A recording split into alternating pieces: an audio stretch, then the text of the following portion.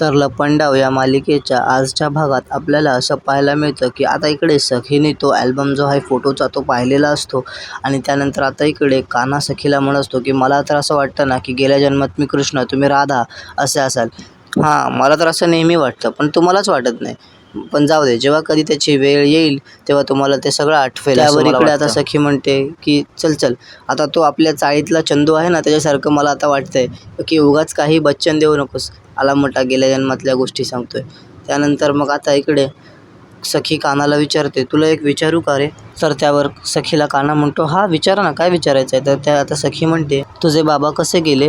तर आता कान्हाला त्याच्या वडिलांची सरकारने केलेली हत्या आठवते आणि मग तो ती आठवत असतो आणि मग म्हणतो की जाऊ द्या ना सखी मॅडम, काही गोष्टी नसतात सांगण्यासारख्या. आणि तसंही मी आता आपण तुमच्या नजरेत नवरा बायको नाहीच आहोत ना. जेव्हा कधी तुम्ही मला नवरा म्हणून मान्य कराल तेव्हा मी तुम्हाला काय ते खरं सगळं सांगेन. आणि त्यानंतर आता सखी कान्हाला म्हणत असते की अच्छा ओके ठीक आहे, पण आता आय नीड अ ब्रेक, मी येतेच असं म्हणून आता सखी त्या खोलीतून निघून जाते. तर आता अचानक कान्हाचं लक्ष त्या तिकडे कपाटावर ठेवलेल्या सुटकेसमध्ये जातं, सुटकेसवरती जातं, ज्या सुटकेसमध्ये कान्हाला आठवतं की आपण त्या ॲल्बममधले 2 महत्त्वाचे फोटो काढून ठेवलेले आहेत. कारण की कान्हाला आठवतं की आपण एकदा हा ॲल्बम बघतो आणि त्यानंतर त्याच्या मनात विचार येतो की एक ना एक दिवस सखी हा ॲल्बम नक्की बघ आणि मग ती मलाच प्रश्न विचारेल. मग नाही, तो त्या ॲल्बममधले 2 ते महत्त्वाचे फोटो जे बघून सखीला प्रश्न पडू शकतात ते फोटो स्वतःजवळ काढून घेतो आणि त्यानंतर तो विचार करत असतो की आता मी हे फोटो अशा कुठल्या सेफ जागेत लपवू जिथे हे फोटो सुरक्षित राहतील. त्यानंतर त्याचं लक्ष अचानक कपाटावर ठेवलेल्या त्या सुटकेसवरती जातं. मग कबीर ती सुटकेस खाली घेतो आणि त्यानंतर मग तो ती सुटकेस उघडतो. तर त्यात त्याला सणाचा कुर्ता सापडतो आणि मग आता कान्हा विचार करतो की या सुटकेसमध्ये तर सणाचा कुर्ता आहे आणि आता सखीचा माझ्यावरचा राग काय अजून शांत झालेला नाही आहे, त्यामुळे सखी काही इतक्यात ही सुटकेस उघडायला घेणार नाही. त्यानंतर मग तो ते फोटो त्या कुर्त्यात लपवतो आणि मग तो ती बॅग पुन्हा तिथे वरती ठेवून देतो. त्यानंतर इकडे सकाळ होते आणि सकाळी आपल्याला दिसतं की सरकार त्यांच्या खोलीतून फोनवर बोलत खाली येतात आणि सरकार खूपच जास्त चिडलेले असतात. त्यामुळे असतात काय, ओके ठीक आहे, आधी टेंडरचे फाईल नवाठे बनवायचे, पण आता ते नाही आहेत ना कंपनीत, गेलेत ना कंपनी सोडून. मग तुम्हाला काय वाटतंय की कामात कन्स्ट्रक्शन हरेल का? नाही, यावेळी मी स्वतः ते टेंडरचे डॉक्युमेंट्स बनवणार, मी स्वतः लक्ष देणार. चला आता कामाला लागा आणि सगळे पेपर्स रेडी करा, चला आता ठेवा फोन.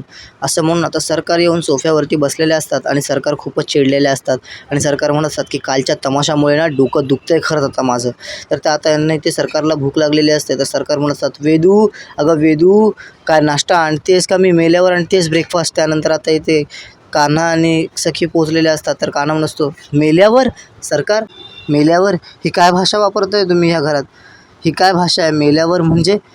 आणि तसंही इतका शुभ दिवस इतक्या लवकर थोडीच येणार आहे. त्यानंतर मग आता यावर सखी मुद्दाम म्हणत असते आणि कान्हाला म्हणत असते की हो बरोबर आहे आणि अजून आता खरे तर बरेच हिशोब तुमचे बाकी आहेत सरकार, इतक्यात कसं काय तुम्हाला मी मरू देईन ना. त्यानंतर आता इकडे सरकार म्हणते की सरकार कधीच कोणाचाही हिशोब बाकी ठेवत नाही, लक्षात ठेव. तुमचं गणित बिघडवायला पण वेळ लागणार नाही मला, समजलं ना. वर आता इकडे कान्हा म्हणत असतो की तुमच्या माहितीसाठी म्हणून सांगतो की वेदूने तुमची नोकरी म्हणजे तुमच्या नजरेतली चाकरी आता सोडली आहे बरं का, आता वेदू इथे कामाला नाही आहे. त्यानंतर मग आता इथे सखी म्हणत असते की अरे ते नवाठे पण नसतील ना रे ऑफिसमध्ये, गेले असतील ना सोडून. त्यानंतर आता इकडे सरकार म्हणत असतात की तुमच्याशी ना बोलायला वेळ नाही आहे मला, पण तुम्ही बोला हां. ती हवेत उडालात ना तरी तुम्हाला जमिनीवर कसं आणायचं हे चांगलं माहिती आहे मला. त्यानंतर आता इथे कान्हा मुद्दामच म्हणत असतो की अरे बाप रे बाप, मी तर खरंच घाबरलोच असं म्हणून तो मुद्दाम हसत असतो. त्यावर सरकार म्हणत असतात की घाबरलंच पाहिजे, कळलं? साप शिडीच्या छोट्या छोट्या शिड्या चढून स्वतःला जिंकलो असं समजून खुश व्हायचं नसतं.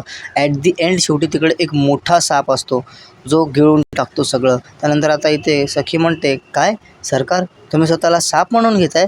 त्यानंतर आता इथे सरकार म्हणतात, साप नाही, अजगर आहे मी, अजगर, गिळून टाकेन एक दिवस सगळंच. आणि आता राहिला प्रश्न टेंडरचा. तर मागच्या वेळी माझ्या कंपनीत शिरून चीटिंग करून तू ते टेंडर जिंकलंस, पण यावेळेस मी स्वतः लक्ष देणार आहे. आता काय करशील बघूया ना यावेळी कसं जिंकतोस ते तू टेंडर. त्यानंतर आता त्यावरती कान्हा सरकारांना म्हणत असतो की काहीही झालं तरी टेंडर सणाच जिंकणार. त्यावर आता सखी म्हणत असते की अरे टेंडर तर आपण जिंकूच रे, पण आता सध्या नाश्ता करायला हवा ना, भूक लागली आहे ना, आता नाश्ता द्यायला कोण आहे सरकारला? सरकारला नाश्ता द्यायला तर आता इथे वेदू नाही आहे. त्यानंतर आता इथे सरकार म्हणतात, पण तुझे काका काकू आहेत ना सरकारला नाश्ता द्यायला. मग तर आता इथे खूप जोरजोराने ओरडून परशूला आवाज देत असतात आणि म्हणतात, परशू, ए परशू, लवकर ये इकडे. तर आता इथे सखी हसत असते आणि सखी म्हणत असते की अहो सरकार, तुम्हीच परशू काका आणि मीनाक्षी काकीसाठी आठवड्याभराचं शेड्यूल करून दिलं आहे आणि तुम्हीच करून दिलेल्या शेड्यूलनुसार ते दोघेही आता इथे नाही आहेत.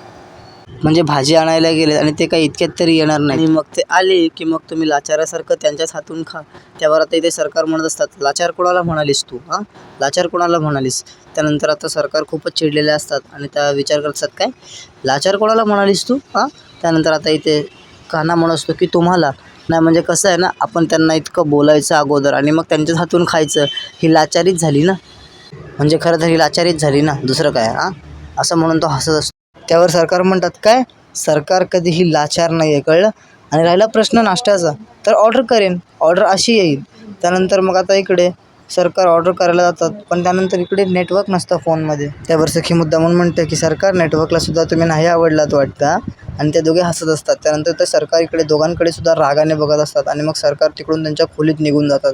त्यावर आता इथे कान्हा म्हणत असतो सखीला की सखी, अचानक नेटवर्क कसं काय गेलं हे तर मलासुद्धा नाही कळलं. त्यावर सखी कान्हाला म्हणते की अरे कान्हा, हे बघ, आपला सरकार नावाच्या दुर्योधनाविरोधात महायुद्ध चालू आहे की नाही, आणि त्या महाभारतात मी अर्जुन आणि तू माझा सारथी कृष्ण, पण या महाभारतात आपली साथ द्यायला आणखी श्री हनुमानसुद्धा आहेत. हां, श्री हनुमानसुद्धा आहेत आपल्याबरोबर. त्यानंतर आता कान्हा म्हणत असतो की हनुमान कोण आहे आता आपल्या मदतीला?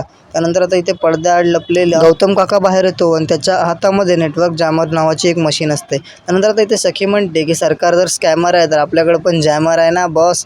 आणि मग सरकार आता इथे आपल्याला त्यांच्या खोलीत निघून आलेले दिसतात आणि सरकार खोलीत येऊन म्हणत असतात की ओ डॅम, आता तर फोनला नेटवर्क होता, आता अचानक असं फोनचं नेटवर्क कसं काय गेलं? मी आताच तर फोनवरती बोलत होते, हे नेटवर्क असं कसं काय गेलं? हा सखीचा आणि कानाचाच तर प्लॅन नाही आहे ना? पण नक्की हा त्या दोघांचाच प्लॅन आहे. असले चीप स्टंट्स ते दोघंच करू शकतात.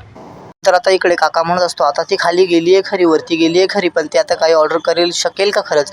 त्यानंतर आता इथे कान्हा म्हणतो की नाही, ती जशी गेली आहे तशी परत येईल. So let's count down started, 1, 2, 3 असं आता ते दोघे मुद्दाम नाचत नाचत काउंट करत असतात. त्यानंतर आता इथे सरकार खाली आलेले असतात आणि सरकार म्हणत असतात की आज माझा घरात जेवायचा मूड नाही आहे, आज मी काहीतरी ड्राईव्ह करायचा मूड आहे, म्हणून जाईन बाहेर आणि काहीतरी एखाद्या 5 स्टार हॉटेलमध्ये जाऊन पोट भरून जे हवं ते खाईन, कळलं? त्यानंतर आता इथे सखी म्हणत असते की आपल्या घराला किचन आहे सरकार, तुम्ही किचनमध्ये जाऊन जे हवं ते बनवून खाऊ शकता, तुम्हाला कोणी अडवलेलं? सरकार म्हणत असतात की किचन ही एक नंबरची फालतू जागा आहे, जिथे उगाचच गृहिणी आपला वेळ वाया घालवतात आणि आपलं आयुष्य झिजवतात. आणि ज्या गृहिणींमध्ये काही करण्याची हिंमत आणि धमक नसते ना, त्याच गृहिण्या स्वयंपाकघरात जाऊन आपलं आयुष्य झिजवतात आणि वेळ वाया घालवतात, कळलं? आणि सरकार ते करणं निदान या जन्मात तरी इम्पॉसिबल, समजलं? आता असं म्हणून सरकार रागाने घराच्या बाहेर गाडीच्या दिशेने निघून गेलेले असतात. त्यावर इथे आता गौतम काका म्हणत असतो की घराबाहेर गेली आहे खरी, पण गेट बाहेर जाऊ शकणार आहे का?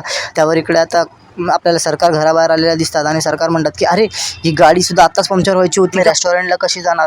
शेट, oh my god, damn it. त्यानंतर आता आपल्याला इथे सखी आणि कान्हा आलेले दिसतात. ते मुद्दामच सरकारना चिडवण्यासाठी म्हणत असतात, काय झालं सरकार, नाही जात का बाहेर रेस्टॉरंटला जेवायला? ओ माय गॉड, टायर तर पंक्चर झाला आहे, आता तुम्ही कसं जाणार?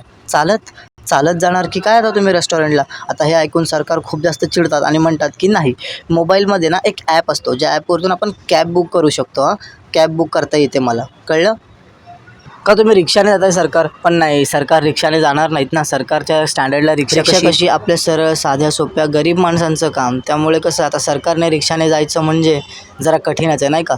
त्याचं तर सरकारला कसं रिक्षा त्यांच्या स्टँडर्डला मॅचही होणार नाही ना. आणि सरकारला कुठे भेटणार आहे रिक्षात फिरायची मजा? त्यावर आता सखी म्हणत असते की हो ना, तुला आठवतं आहे कान्हा, जेव्हा आपण चाळीत राहायचो तेव्हा आपण कसे रिक्षानेच फिरायचो दोघेजण, आहे ना? त्यावेळेला कान्हा म्हणत असतो सखीला की हो ना, जेव्हा रिक्षात एखाद्या कपलला जवळजवळ बसण्याचा आनंद मिळतो तेव्हा तो आनंद काही वेगळाच असतो. पण जाऊ द्या, आता सरकारांना कुठे तो आनंद घेता येणार आहे, नाही का?